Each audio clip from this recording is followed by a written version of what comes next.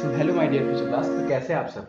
आज हम स्टार्ट करने वाले हैं क्लास 12 केमिस्ट्री केमिकल काइनेटिक्स के most important relation between t half and t. First order reactions और हाफ लाइफ में क्या रिलेशन होता है उसके मोस्ट इंपॉर्टेंट क्वेश्चंस, क्योंकि कमेंट बॉक्स में आप मुझसे पूछ रहे हैं कि what is important for the JEE mains and NEET in chemical kinetics. ठीक है, तो केमिकल काइनेटिक्स में जो इंपॉर्टेंट है टॉपिक वो आपके है, सबसे पहले आपको जो फिर relation T half and T के बिटवीन क्या रिलेशन हो सकता है। तो सबसे पहले रिलेशन आपको करा रहा हूं।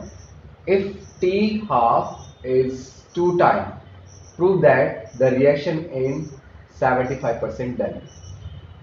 ओके, इस क्वेश्चन को सॉल्व करने के लिए आपके पास आ सकते हैं उसमें। तो आप कैसे सॉल्व करेंगे इसको देखिए, बहुत ही इजी कॉन्सेप्ट मैं आपको बताऊंगा। देखिए यहाँ से ज़्यादा सही लगेगा, यहाँ से ज़्यादा सही रहेगा।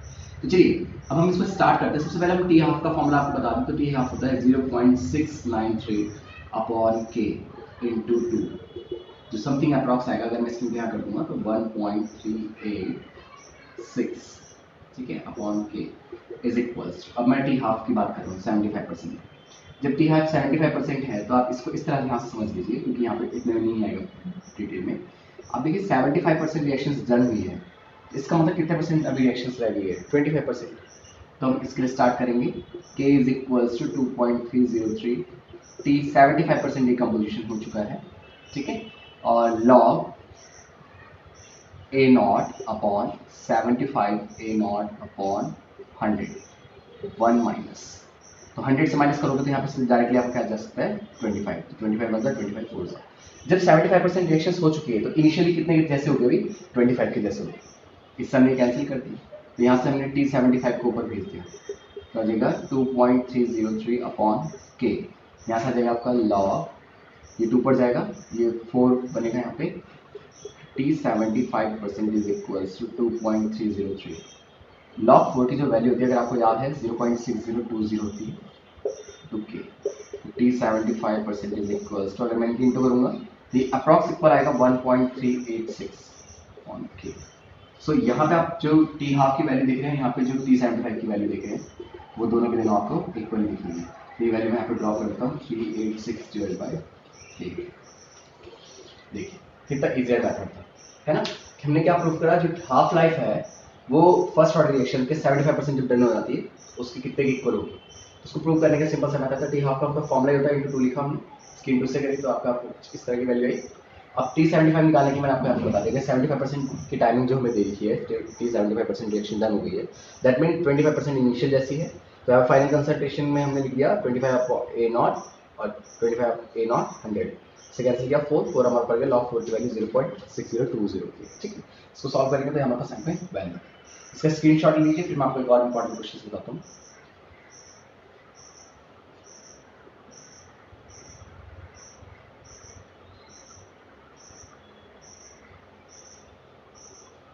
चलिए आई होप आपने स्क्रीनशॉट लिया होगा। अब देखिए एक और रिलेशन हम समझ लेते हैं इसके बीच में। अब हम फर्स्ट ऑर्डर का बीच में एक रिलेशन समझेंगे। क्या रिलेशन होता है फर्स्ट ऑर्डर का। हमें बोला जाएगा एनसीईआरटी का क्वेश्चन है, T 99% reactions done is equals to 2 times of T 90। मतलब फर्स्ट ऑर्डर की रिएक्शन है जिसकी 99% रिएक्शन डन हो चुकी है, वो 2 टाइम्स है जब रिएक्शन 90% हुई थी उसके रेट का। तो चलो अब देखते हैं जो टाइम टेकन है 99% रिएक्शंस का, वो 90% के टाइम टेकन का ट्वाइस है, ये आपको प्रूव करना है। देखिए ठीक है, तो सबसे पहले हम यहाँ से स्टार्ट कर लेते हैं। सबसे पहले T99 का सॉल्व करता हूँ। देखो T99 को जब मैं सॉल्व करूँगा, T99 को जब मैं सॉल्व करूँगा तो एक कुछ इस तरह से स्टार्ट करेंगे, k equals to 2.303 upon T99 log 10 a not upon, अगर 99% डिकम्पोजिशन हो चुका है इसका मतलब कितने परसेंट रिएक्शंस बची है 1%। a नॉट इनिशियल जैसे कितनी है 1%। यहाँ पे एक्चुअली में a आता है फाइनल कंसंट्रेशन, बट हम कह रहे हैं 99% डिकम्पोजिशन हुआ तो एक 1% बची है हमारे पास। तो T99 को मैं बढ़ा देता हूँ, T99 की जगह में आ जाएगा आपका यहाँ पे जगह 2.303 अपॉन के, 100 ऊपर जाएगा हो जाएगा log 10 100। अच्छा 100 को हम लोग क्या लिख सकते हैं, T99 इज इक्वल्स टू 2.303 के, log 100 को हम लिख सकते हैं log 10 का स्क्वायर। ये 2 आपका आगे जाएगा और ये जगह T99% is equals to 2.303 upon K into 2 equation first. देखिए 2 आ गया है और log 10 आपका 1 होता है, यहाँ पे समझ लीजिए ये 2 आ गया है ना, तो log 10 बचा और log 10 आपका क्या होता है 1। आई होप कि आपको यहाँ पे दिखाई दे रहा होगा बोर्ड में, एक बार चेक करें क्या आपको दिखाई दे रहा है, विजिबल है। ओ मैं लास्ट लाइन लिख रहा हूँ, यस यस दिख रहा है, ठीक है यस आई थिंक लिखना चाहिए था, ठीक है इतना हो गया 2 log 10 इतना हो गया। अब हम क्या करेंगे, इसको log 10 की वैल्यू 1 होती है तो मैं इसको इतना ही छोड़ देता हूँ, तो फर्स्ट इक्वेशन मान लीजिए ड्रॉप कर दिया।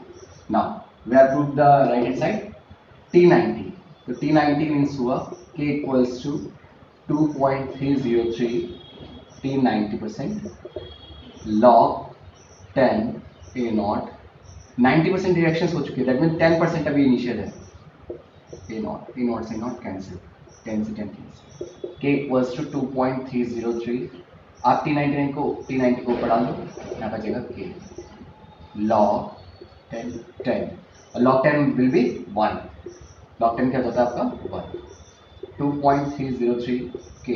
अब ये वैल्यू आप उठा के यहाँ से इसकी जगह फ्रॉम इक्वेशन फर्स्ट, देखो 2.303 की यहाँ पे वैल्यू क्या है T90, put in equation first कर दो इसे, put in equation first, so answer जो आएगा वो आएगा T99% इज इक्वल्स टू, इस पूरे की जगह में क्या आ रहा है हमारा T90 इंटू 2 हैंस प्रूव्ड। सो इस तरह के क्वेश्चन आपसे पूछे जा सकते हैं जो कि एनसीईआरटी के लिए है, मोस्ट इंपॉर्टेंट भी है, ठीक है। इसका भी एक बार स्क्रीनशॉट ले लीजिए। चलिए